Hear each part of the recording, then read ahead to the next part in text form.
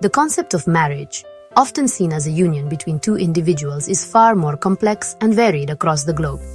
In many parts of the world, particularly in Asia and Africa, polygamy, specifically polygyny, where one man is married to multiple women, is a legally recognized and socially accepted practice. This is not a relic of a bygone era, it is a living reality for millions.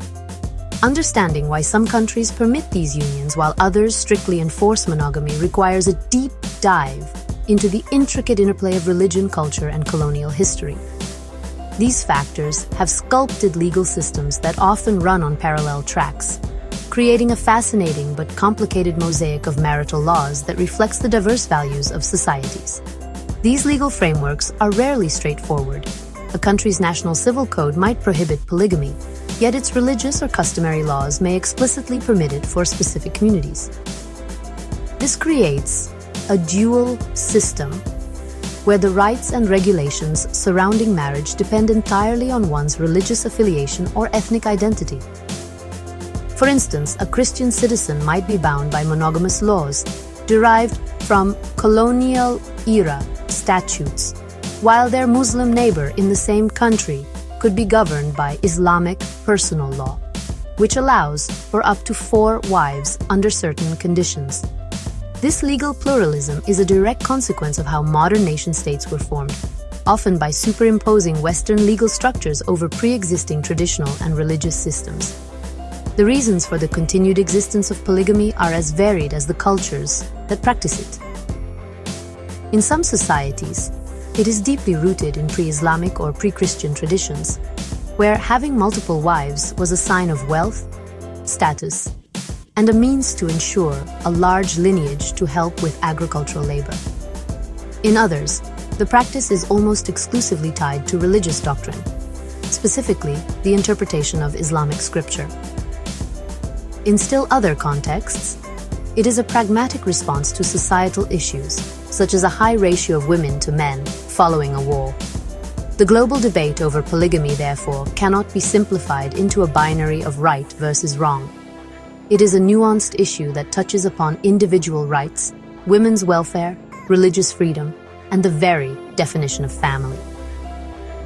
As we look across Asia and Africa, we see this diversity play out in national laws. Some countries have a uniform civil code that applies to all, while others have explicitly created space for religious and customary practices to coexist with state law. The result is a patchwork of regulations that can be confusing to navigate. A marriage that is legal and valid in one country could be considered bigamous and criminal in another. This exploration is not just an academic exercise. It has profound, real-world implications for inheritance, child custody, and the legal status of women and children within these unions. Understanding this landscape is essential to grasping the full picture of global family law today. In many parts of Asia, the legal status of polygamy is tied directly to Islam. Countries with significant Muslim populations have often incorporated Islamic personal law or Sharia into their national legal systems, but only for their Muslim citizens. This creates a system where polygamy is not universally legal, but is permitted for a specific religious community. Malaysia is a prime example of this legal structure. The country's civil law, which applies to non-Muslims, strictly enforces monogamy. However, for its Muslim majority, Islamic family law allows a man to marry up to 4 wives, a practice governed by specific regulations that vary from state to state within the Malaysian Federation. The permission for polygamy in Islam is derived from a specific verse in the Quran, which allows men to marry 2 or 3 or 4 wives. But it comes with a significant and often debated condition. The husband must treat all of them with perfect justice. Many modern interpretations and legal reforms in Muslim-majority countries have focused on this clause, arguing that absolute justice is impossible to achieve, thereby implicitly discouraging the practice. In Malaysia, for instance, a man wishing to take another wife must seek permission from a Sharia court. He is typically required to prove that he has the financial means to support all his families, and that the proposed marriage is just and necessary, for reasons such as the first wife's infertility or illness. Indonesia, the world's most populous Muslim country, operates under a similar dual legal framework.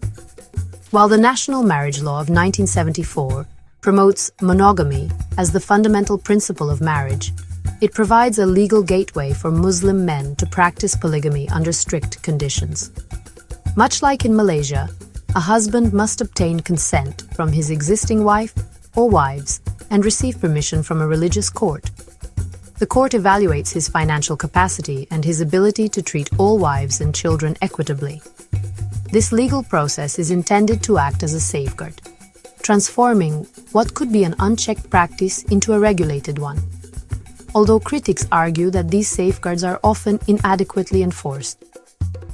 This legal approach, where polygamy is sanctioned for one group but not for others, is also found in countries like Singapore and Brunei.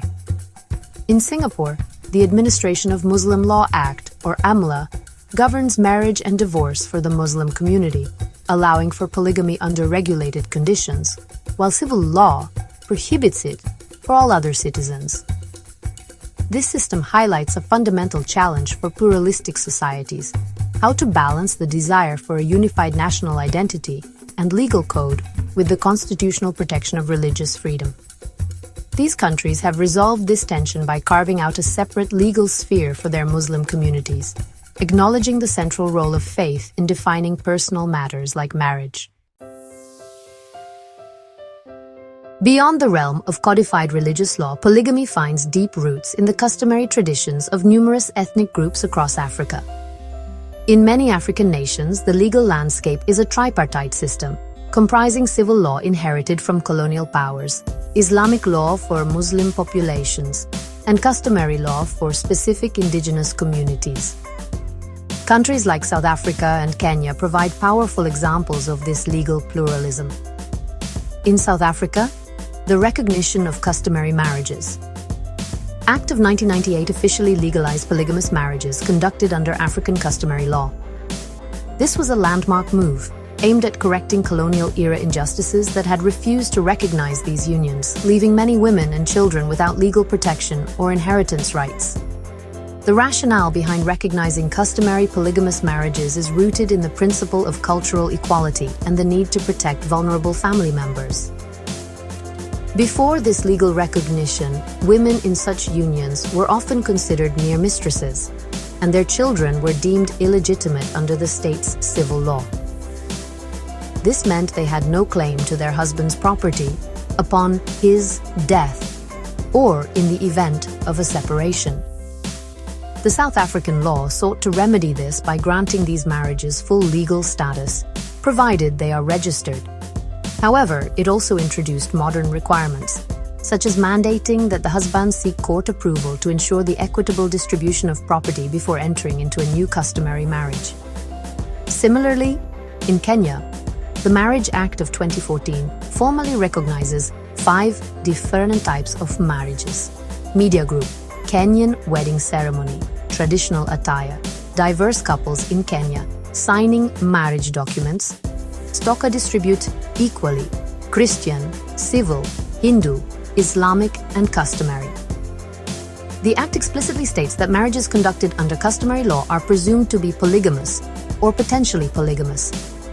This was a significant step in a country where customary practices have long governed family life for a majority of the population, even if they were not always acknowledged by the state's formal legal apparatus.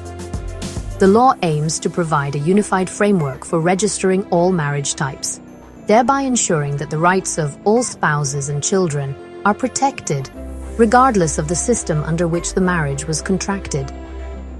However, the integration of customary law into the national legal system is not without its challenges.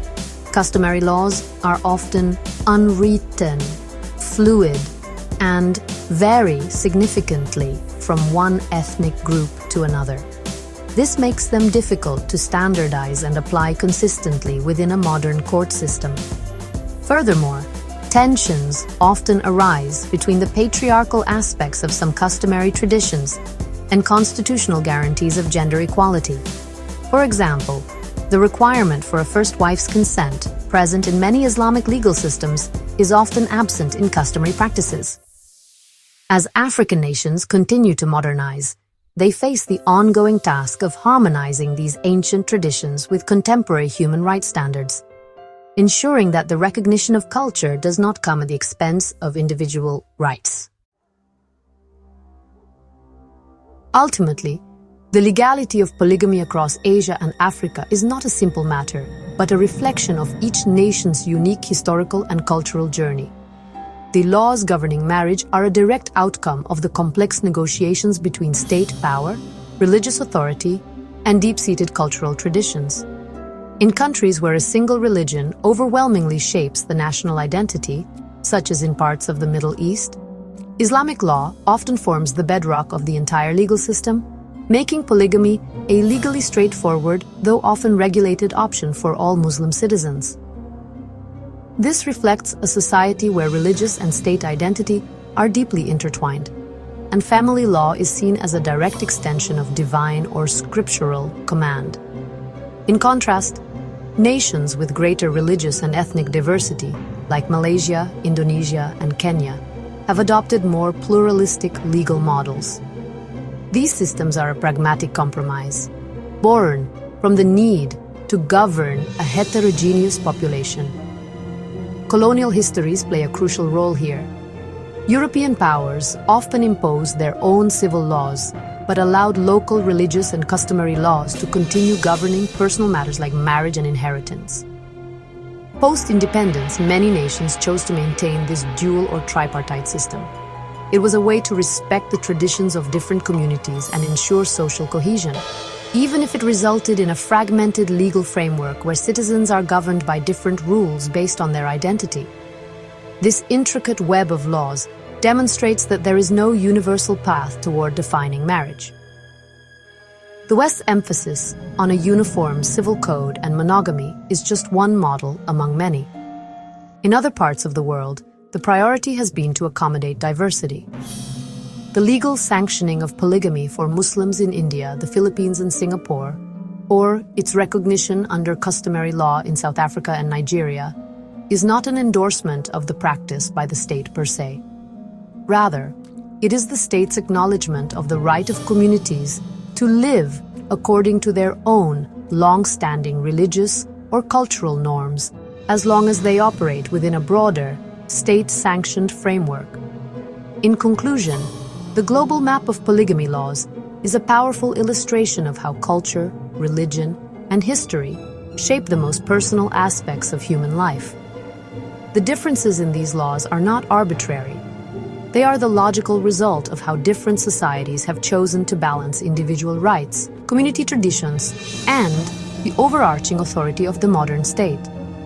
Whether through the lens of Islamic jurisprudence in Asia or the recognition of customary traditions in Africa, the rules of marriage reveal a profound truth. Law is not merely a set of abstract regulations, but a living document that reflects the soul of a nation and its people.